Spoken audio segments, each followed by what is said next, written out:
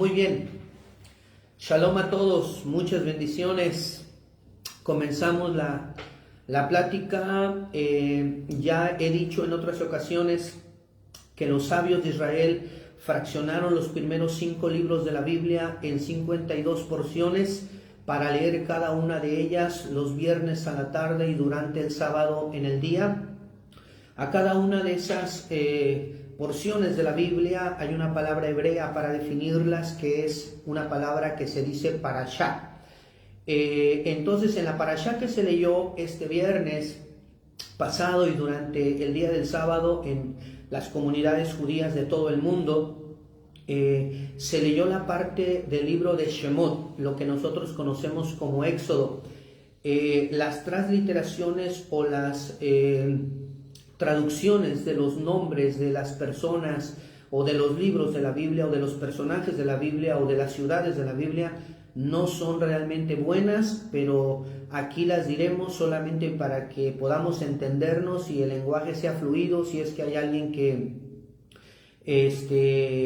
está escuchando esto y bueno, a lo mejor no está tan acostumbrado a oír palabras hebreas, trataremos de decirla y paralelo a cuando la digamos, hacer una breve explicación, por lo menos lo más elemental para que nos entendamos. Entonces, en el libro de Shemot, así se dice en hebreo, que significa nombres, nosotros lo conocemos en nuestra Biblia como Éxodo, en Éxodo capítulo 30 en adelante, 31, 32, 33, hay un pasaje a donde ustedes van a leer acerca de el encargado a quien Dios designó como el líder en la construcción de ese santuario móvil en el desierto, ese tabernáculo, como dice nuestra Biblia. Bueno, ese tabernáculo tenía muebles sagrados, tenía el candelabro, como dice nuestra Biblia, la mesa de los panes de la proposición, tenía el arca del pacto, el altar del incienso, tenía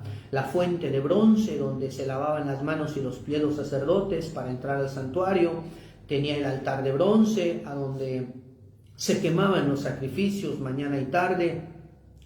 Pero ¿quién va a hacer todo eso? ¿Quién es el encargado de hacer cada uno de esos muebles? Que viendo de cerca las especificaciones que encontramos ahí en esta porción de la Biblia que hemos leído en este viernes, en este sábado, pues ustedes verán que el creador del mundo nunca deja nada al azar o a libre elección del ser humano, sino que él, cuando dice me vas a hacer un candelabro, dice que lo quiere de una sola pieza, que sea de oro, que sea labrado a martillo y que tenga 7 brazos.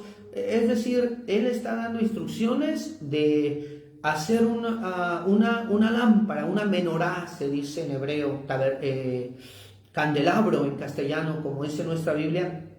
Pero dice de qué medida, de qué material, cuál va a ser la forma en que se va a crear esa menorá, ese candelabro, porque no puede ser a la libre elección de cómo en este caso Moisés piense que deba de ser, sino según un modelo ya especificado, porque deben de saber ustedes que ese Mishkan, ese tabernáculo, ese santuario móvil, que era un santuario que se armaba y se desarmaba según los hijos de Israel iban caminando durante sus 40 años que caminaron en el desierto. Ese Mishkan se armaba, se desarmaba y así era un santuario móvil. Un Mishkan es la palabra hebrea de donde nosotros leemos tabernáculo, la palabra hebrea que está ahí es Mishkan. Nos está dando la idea de un santuario móvil. Bueno, ese santuario móvil, deben de saber ustedes, es una réplica de un santuario así, pero eterno. Leyendo ese libro de Éxodo, como les he dicho, Shemot en hebreo, leyendo ese libro, ustedes van a encontrar que en repetidas ocasiones el creador del mundo le dice al gran Moshe, así se dice en hebreo, al que nosotros conocemos como Moisés. Bueno, le dice Dios a Moisés, ¿sabes qué? Quiero que hagas el tabernáculo según el modelo que yo te mostré en el monte. Es decir, que ese santuario móvil en el desierto es una réplica de un santuario eterno. Entonces, pero ¿quién lo va a realizar? ¿Quién va a tener la ciencia, la inteligencia, la pericia de poder construir eso, porque construir esos muebles se requería la habilidad de artesanos expertos, no solamente carpinteros, sino plateros, orfebres, que pudieran trabajar los metales, el oro, la plata, el cobre.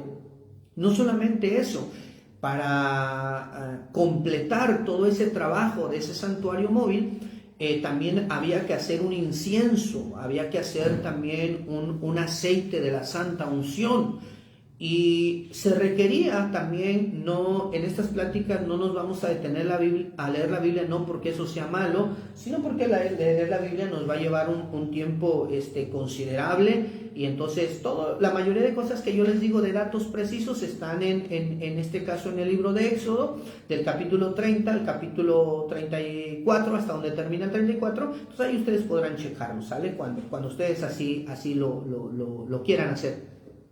Entonces se necesitaba también el trabajo de un perfumista experto, porque ese aceite de la santa unción requería que cada uno de los ingredientes fuera triturado de una forma muy fina, y esas hierbas tenían que ser mezcladas, trabajadas antes de poder reunirlas todas, porque cada uno de ese cálamo, de ese gálbano, de esa mirra, de esa canela, había que trabajarlas por separado, darle su tiempo, y entonces cuando ya cada una de ellas adquiría el tono, cuando ya se habían molido de una forma que una persona común no podía hacerlo, sino que para hacer ese componente se necesitaba de un perfumista experto, o sea, alguien que ha hecho perfume toda su vida. Vas a poner a alguien que trabaja el oro para hacer una menorá, pero igual no era un aprendiz. O sea, se necesitaba alguien que hubiese trabajado el oro durante toda su vida, porque eso era una cosa excepcional, era una cosa preciosa, era una cosa singular, única. Y así con cada una de las cosas, había que hacer cortinas, había que hacer las vestiduras de los sacerdotes, de los Kohanim. La palabra hebrea Cohen, de ahí se traduce sacerdote o se translitera, como ustedes quieran.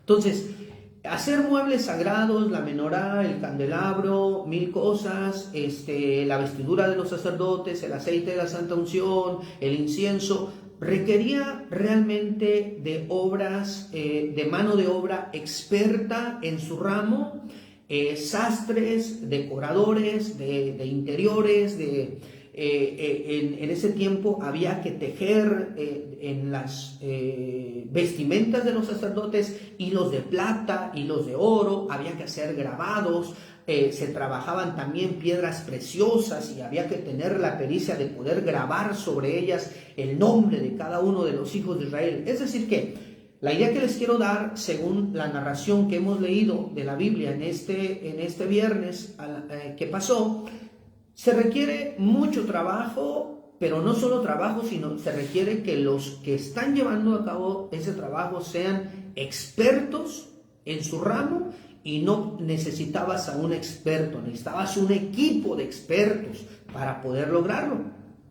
Sin embargo, leyendo ustedes ese pasaje van a encontrar que Dios puso como jefe de esas personas que van a hacer ese santuario móvil a Bezaleel, hijo de Uri, hijo de Ur, de la tribu de Judá. Bezaleel era un muchacho de 13 años, dicen los sabios. Él fue el jefe para llevar a cabo todo ese trabajo que Dios encomendó a Moshe en el desierto para hacer el santuario móvil. Los sabios se preguntaron y dijeron: ¿cómo es posible que a un pueblo de esclavos, a un pueblo que ha sido oprimido durante 3 generaciones en Egipto, que no es que los hijos de Israel no tuvieran talentos, capacidades, sí las tenían, pero esas capacidades estaban adormecidas, no se habían potencializado porque no se habían trabajado en ellas, y no se habían trabajado en ellas porque el lugar donde estaban no era propicio para desarrollar esas capacidades innatas que Dios ha puesto sobre cada uno de los hijos de Israel. ¿Y por qué no se podía? Bueno, porque todos, o la grandísima mayoría de ellos, estaban dedicados solamente a hacer ladrillo desde que amanecía hasta entrada la noche, y eso fue la vida de por lo menos 2 generaciones, 3 generaciones. Entonces estamos hablando de que fue un periodo largo donde la gente no se dedicó a hacer, no eran orfebres, no eran trabajadores de metal, no eran plateros, no tenían esa posibilidad. Su trabajo era construir las ciudades de almacenaje para los egipcios, por tanto no habían desarrollado esas capacidades innatas. Y aunque ustedes van a encontrar ahí en la Biblia que Dios vino a Bezaleel y le dijo a Moisés, yo he llenado de sabiduría a Bezaleel y de conocimiento, y aunque todo eso es cierto porque la Biblia lo dice, pero no significa que Bezaleel no tenía ninguna de esas capacidades ya sembradas en su alma y que de repente salió y Dios se las puso. No es así. Los sabios enseñaron que cuando un ser humano viene al mundo, antes de Dios mandarlo al mundo, ya Dios le puso en su interior capacidades innatas con las que un ser humano nace, y que será el trabajo de esa persona durante su vida desarrollar esas capacidades que Dios le dio, y una vez que las desarrolle esa capacidad, ese ser humano tendrá su libre albedrío para ver si esas capacidades que Dios le dio la invertirá en algo positivo o Dios nos libre en algo negativo. De modo entonces que no es que cuando Dios escogió a Bezaleel, no es que Bezaleel no tenía ninguna capacidad innata y que solamente porque Dios vino y entonces ahora él ya puede hacer todos esos trabajos. No es así. Sino que no solamente Bezaleel, sino Aholiab de la tribu de Dan y otros grupos de artesanos que se juntaron ahí para llevar a cabo esa labor excepcional, preciosa, única, singular, que no tiene igual en el mundo. Pudieron hacerlo, pero no es que no tenían esas capacidades y que Dios vino y se las dio de repente, no. Sí las tenían, solo que no las habían desarrollado. Cuando los sabios enseñaron estos pasajes, ellos dicen que una de las tantas cosas que nosotros tenemos que aprender de ahí es que Mizraim es la palabra hebrea de donde se traduce Egipto. Pero les digo que las transliteraciones o las traducciones nunca son necesariamente buenas. Entonces esas transliteraciones o esas traducciones nos hablan de la palabra Mizraim, se traduce Egipto, pero para nosotros Egipto es un lugar geográfico, un país y nada más. Pero entre los hebreos la palabra Mizraim no solamente nos está describiendo un lugar geográfico, para ellos Mizraim es una palabra que está asociado a todo aquello que te pone límites, a todo aquello que te pone fronteras, a todo aquello que te limita, a todo aquello que te oprime, a todo aquello que no te deja desarrollarte, que no te deja trabajar tus cualidades innatas con las cuales has nacido. De modo entonces que una vez que el pueblo de Israel salió de esos límites, de esas fronteras, de eso que te oprime, de eso que te tiene cautivo en una sola actividad, en este caso hacer ladrillos, pero una vez que Dios ha sacado al pueblo y están en el desierto y Dios está hablando con ellos, entonces cada uno de esos seres humanos ahora tiene la oportunidad de trabajar las cualidades internas, las cualidades innatas que Dios les ha dado, de manera que puedan desarrollarlas, de manera que puedan traer un aporte grandísimo al mundo. ¿Cómo fue el tabernáculo en el desierto para efectos de esta plática que estamos teniendo? Entonces, cuando los sabios enseñaron esos pasajes, los sabios enseñaron que Una de las cosas que nos limita a ustedes y a mí como seres humanos para ser mejores padres o mejores maridos, en el caso de los hombres, mejores madres, mejores mamás, en el caso de las mujeres, o mejor suegra, o mejor suegro, o mejor yerno, o mejor nuera, o hermano, o hermana, tía, tío, sobrino, hermano, según las funciones en las cuales tú te encuentras, una de las cosas principales que nos impiden desarrollarnos en cada una de esas facetas es precisamente cuando nosotros estamos atrapados, cuando nosotros estamos cautivos, cuando nosotros estamos presos por las malas cualidades, por los malos rasgos de carácter, por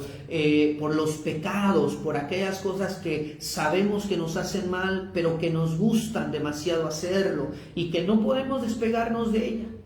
Entonces, si tú vas a aspirar a ser un mejor padre, una mejor madre, un mejor empresario, un mejor trabajador, un mejor comerciante, que seas más hábil en tu oficio, o sea, para que puedas despertar esas cualidades internas y realmente traer un aporte a tu familia, al mundo, hacer de este lugar donde vivimos algo mejor, lo indispensable es que te zafes, lo indispensable es que te salgas de esas fronteras de Egipto.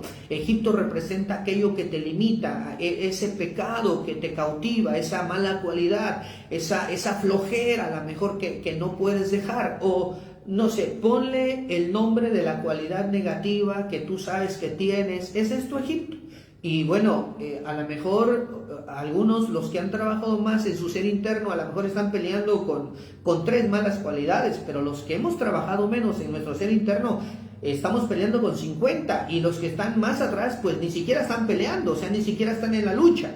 Los que nos hemos dado cuenta de esas malas cualidades y que ya determinamos que ciertos rasgos de carácter nos tienen presos y que debido a esas malas cualidades no somos mejores como debiéramos de serlo, bueno, pues eso en cualquier persona normal nos tiene que llevar a pensar, a luchar, a hacer un esfuerzo, a estudiar, a orar, a pedirle a Dios, a oír a los sabios, a leer un libro de los sabios, para que pues eso nos dé la fuerza y la luz de poder ir trabajando esas malas cualidades para tener buenos rasgos de carácter. Pero el que no ha indagado en su interior, el que está completamente preso en Egipto, en ese Mizraim, en esos límites, en esas cargas a veces son de resentimiento, a veces son de lujuria, a veces son de flojera, de orgullo, esas cosas. Si el ser humano queda preso completamente por esas malas cualidades, no definitivamente podrá desarrollar la capacidad innata que Dios le ha dado y no podrá desarrollarse y no podrá cumplir la razón por la cual Dios le ha mandado al mundo. De manera entonces que no hay quejas con Dios, o sea, nadie de nosotros va a llegar a decir, no, Dios, es que yo no podía, es que me era muy difícil, estaba más allá de mi alcance, estaba muy lejos, costaba mucho dinero, no. Porque dicen los sabios que precisamente cuando una persona se va de este mundo, cuando sale el alma, ya saben ustedes que la muerte, o lo que nosotros llamamos muerte, solamente es la separación del alma del cuerpo. Entonces dicen los sabios que cuando el alma sale del cuerpo, se le enseña a esa alma, se le da una visión de cuál era su potencial en el mundo, de cuántas cosas debió de haber alcanzado en el mundo. Y el dolor que sentirá esa alma será algo inimaginable, el clamor que dará debido a la vergüenza de saber que pudo haber logrado cosas magníficas para su propia vida o para su familia o incluso para la sociedad o para el mundo entero, pero que no lo desarrolló, que no pudo lograrlo precisamente debido a que pasó mucho tiempo preso en sus malas cualidades. De manera entonces que tenemos un reto bien grande. Imagínense a Bezalel, que Dios lo ha hecho nacer con capacidades extraordinarias, únicas, porque un muchacho de 13 años, para que tenga tanta ciencia y pueda trabajar el oro y la plata y hacer vestidos excelentes y para hacer perfumes que solamente los artesanos con muchos años de experiencia pudieron haber logrado, es que cuando se sale de Misraim, cuando se sale de los límites, cuando dejamos esa actividad que nos tiene presos y empezamos a acercarnos a la luz, a Dios, a lo espiritual, eso hace que las cosas innatas que Dios puso dentro de mi alma puedan potencializarse y puedan desarrollarse de una forma extraordinaria. Y en resumidas cuentas, señores y señoras, ese es el trabajo que tenemos cada uno de nosotros. De verdad, si pudieras ser una mejor madre, si lo puedes hacer, si está en tu capacidad, si Dios te dio hijos, es porque Dios sabe que sí puedes ser una madre excelente, sí lo puedes hacer, sí lo puedes lograr, sí está en ti. Pero ¿sabes qué? Tienes que dejar Egipto, tienes que dejar eso que te limita, tienes que romper con esas malas cualidades de carácter. Si pudieras ser un mejor padre o un mejor empresario o un mejor artesano o un mejor trabajador, sí puedes serlo. Desde que Dios te da una empresa es porque Él sabe que tú tienes esa capacidad de ser empresario. Desde que Dios te permitió terminar una carrera universitaria es porque Dios sabe que tú sí tienes la capacidad de ser un buen contador o médico o arquitecto o ingeniero. Sí tienes la capacidad. ¿Sabes qué necesitas para llegar al 100 o por lo menos al 90 de tu capacidad? Dejar esas malas cualidades, salir de Egipto. Esa es toda la diferencia. En la Biblia vamos a encontrar muchos ejemplos de lo que yo les estoy diciendo. Uno de los más conocidos es los 20 años que vivió el patriarca Jacob, al que ustedes y yo leemos en la Biblia como Jacob. Su nombre, en verdad, su nombre hebreo es Jacob, pero bueno, Jacob, como dice la Biblia. Desde que vendieron a su hijo Joseph, así se dice el nombre en hebreo, José, como dice nuestra Biblia, desde que vendieron a José hasta que el patriarca fue a Egipto y se encontró con su hijo, pasaron muchos años, más de 20 años.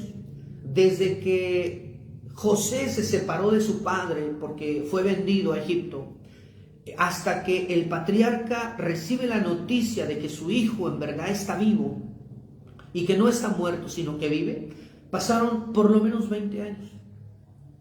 Y durante esos 20 años, si ustedes leen la Biblia, ustedes no van a encontrar que Dios haya hablado al patriarca Jacob. Dios habló a Jacob cuando se iba para allá a la casa de su tío Labán. Dios le volvió a hablar cuando estaba allá con su tío y su tío lo engañaba. Y Dios le volvió a hablar cuando le dijo, vuélvete a la casa de tu padre. Y Dios le volvió a hablar cuando regresó a la tierra de Israel.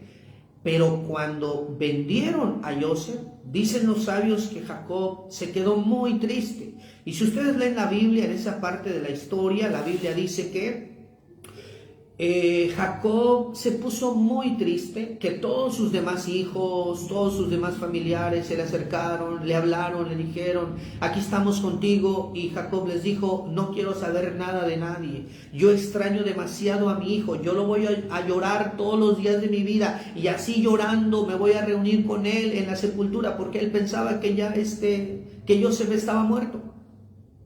Entonces, si ustedes leen la Biblia, ustedes no van a encontrar que en esos 20 años Dios haya hablado con el patriarca Jacob. Y los sabios que enseñan la Biblia dicen que en verdad Dios no habló con él durante 20 años. Y la razón por la que Dios no habló con él en esos 20 años es porque él estaba en un estado de angustia, en un estado de depresión, en un estado de melancolía, en un estado de tristeza. Ahora, Dios nos libre, perder un hijo no es una cosa sencilla, que un hijo desaparezca no es para nada algo que digamos que es algo a la ligera, es algo realmente de pensarse. Bueno, aunque humanamente nosotros pudiéramos pensar es que Jacob tenía razón Dios para estar triste, pues no está su hijo, desapareció y pues Dios por lo menos dale un sueño, algo, consuélalo, dile que no se preocupe, que todo va a estar bien. No. O sea, los sabios dijeron, puesto que él entró en un estado de depresión, en un estado de melancolía, en un estado de tristeza, Dios dijo, no, en ese estado yo no te puedo hablar. ¿Por qué? Porque lo sagrado no viene a la vida de una persona que está cautiva, aunque sea por la tristeza. aunque sea por la melancolía. Y aunque ustedes y yo pensemos, aunque todo el mundo piense y diga, oye, pero ¿por qué Dios fue así de estricto con Jacob? Si Jacob estaba sufriendo por su hijo. Nosotros que hemos leído la Biblia y que hemos convivido con personas que de repente piensan que han leído la Biblia, siempre asociamos la idea de que, oye Dios, pues ahorita que estoy sufriendo más, es cuando más te necesito y tú no me estás contestando, o los hermanos que leen la Biblia, ¿no? De repente se quejan y dicen, es que yo tenía un problema bien grande y mi líder no me visitó, él no me hizo una llamada, él no me vino a saludar. Pues todas esas reacciones son únicamente el producto de la mala inclinación.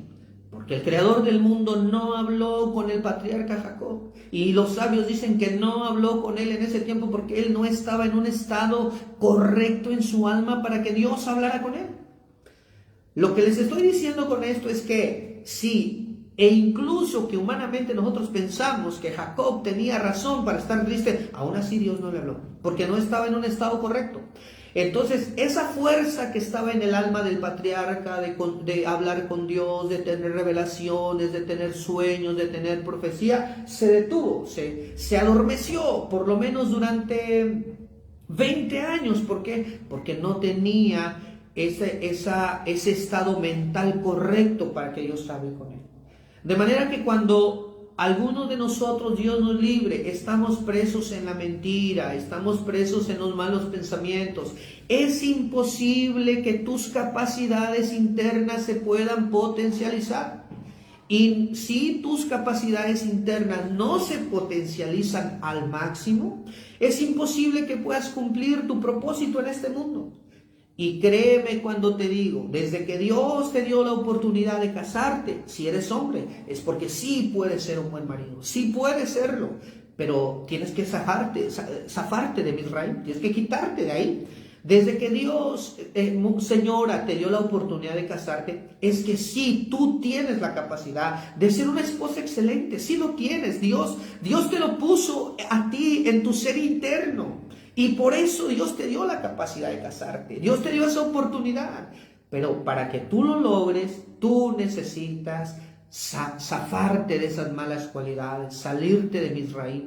Porque todo el tiempo que Bezaleel, hijo de Uri, y Aholiab y los artesanos estuvieron en Egipto, esas cualidades de ser perfumistas, de trabajar el oro, la plata, el bronce, la madera, de una manera excepcional, estaban adormecidas. Porque están en Egipto, porque en ese lugar no es propicio para desarrollar cualidades internas. Por tanto, ustedes que están aquí, que me están oyendo, el que ustedes quieran lo espiritual está bien. La espiritualidad es algo muy bonito, pero eso no implica que sea fácil. La espiritualidad no es una cosa fácil. Para hacer clic en la espiritualidad necesitamos nosotros chisparnos. ¿Por qué dijeron los sabios? ¿Por qué Dios tuvo que esperar a que el pueblo de Israel saliera de Egipto para poder darles la ley, como dice nuestra Biblia? La Torá se dice en hebreo. Torá y ley no necesariamente significan lo mismo. Pero bueno, en una plática no nos desviamos de temas para no... porque sería demasiado. Pero bueno, ¿por qué Dios esperó a que el pueblo de Israel salga de Misraim, de Egipto, para poder darles la ley ahí en el monte a través del gran Moisés? ¿Por qué tuvo que esperar Dios eso? ¿Por qué no fue Dios y les llevó la ley ahí a Egipto? Porque los sabios dijeron, en un lugar de impureza no es bueno, no es propicio, no es acorde para que la revelación de Dios venga. Si tú quieres la revelación de Dios en tu vida y quieres saber con quién se va a casar tu hijo, a dónde lo vas a llevar a la escuela, qué carrera debe estudiar, si es que debe estudiar una carrera o debe aprender un oficio, para que tú sepas, para que tú tengas la revelación de Dios, tú necesitas salirte de Egipto, salirte de Misraim, abandonar las malas cualidades, quitar esas cosas que te detienen, que te oprimen. Eso no quiere decir que sea fácil. Cuando yo les estoy diciendo esto, que hay que salir de Egipto y de Misraim y de los límites y del pecado y de las malas cualidades, yo no estoy implicando que el camino sea fácil. No estoy implicando para nada que sea fácil. Si ustedes leen la Biblia, en esos pasajes a donde el pueblo de Israel salió de Egipto, no fue fácil. Tuvieron muchas dificultades, se atravesó el mar, pasaron el mar, llegaron a Mara, el agua era amarga, no tenían agua, no tenían pan. Salir de Egipto era un esfuerzo muy grande. Y eso que está ahí escrito es un prototipo para tu vida y para la mía. Cuando yo les digo que para tener la revelación de Dios hay que salir de Egipto, no estoy implicando que la forma de salir de las malas cualidades sea fácil. No para nada. No estoy implicando para nada eso. Bueno, han pasado 35 minutos y solamente nos quedan 5. No sé si aquí hay alguien que haya escrito alguna pregunta. Parece que no, o no la estoy viendo yo. Bueno, estamos a 3-4 minutos de terminar, así que si alguien tiene una pregunta, hágala para ver si yo puedo contestarla. No estoy implicando que salir de los límites sea fácil, de hecho que es muy difícil. Los sabios que lograron salir de los límites para convertirse en sabios y en seres espirituales, les llevó muchos años de trabajo y de esfuerzo. No creas que va a ser fácil, pero quedarse preso en Misraim, en Egipto, en las malas cualidades, tampoco es fácil. Salir no es fácil, pero quedarse tampoco es fácil. Piensa en una persona enojona. Dejar de enojarse cuesta mucho trabajo. Pero seguir siendo un enojón toda su vida, no creas que va a ser el paraíso. Va a ser como quiera un infierno en su vida. Piensa en alguien que es intolerante, que de todo se enoja. Se los está diciendo a alguien que todavía está en esa lucha. Que no crean que me enojé una vez, que me ganó la impaciencia una vez, no, muchas veces. Y yo les puedo decir de primera mano, nunca gané nada. Nada, nunca me dieron un premio, solo perdí. De manera que tratar de dejar la intolerancia, ser paciente, mejorar el carácter para dejar el enojo, cuesta mucho trabajo. No es fácil, pero quedarse atrapado en eso tampoco va a ser fácil. Al contrario, va a ser un infierno, sin contar la infelicidad que traemos alrededor de los que viven con nosotros. Bueno, déjenme checar aquí. Parece que no hay preguntas hasta ahorita. Esto que les voy a decir casi es lo último antes de terminar. Cuando el pueblo de Israel salió de Egipto y Dios les dio la ley, la Torá en el monte Sinaí a través del gran Moshe, ustedes van a encontrar ahí que todo el pueblo, si ustedes leen Éxodo 19, dice que todo el pueblo oyó a Dios, escuchó a Dios, porque estaban en una esfera espiritual muy alta, muy alta. No tengo el tiempo ahora para explicarles todas las implicaciones que ese pasaje de Éxodo 19 tiene. Pero después de que Moisés se va al monte 40 días y no baja, o los israelitas no pensaron que ya habían pasado 40 días y él no bajaba, entonces ellos hicieron un becerro de oro y empezaron a adorarlo, a hacerle una fiesta, y Dios se molestó con el pueblo.